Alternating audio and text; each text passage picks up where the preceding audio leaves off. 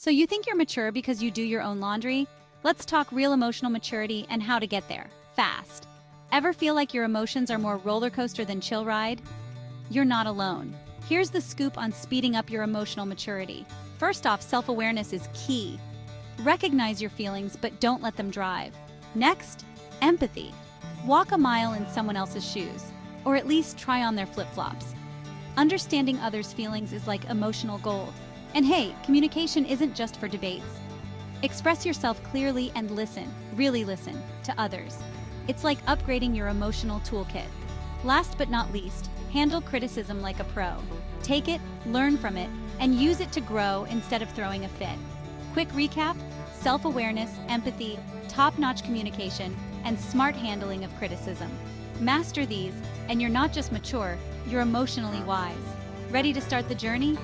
Let's grow together. Don't forget to hit subscribe and like the video if it helps. All right, see you in the next one.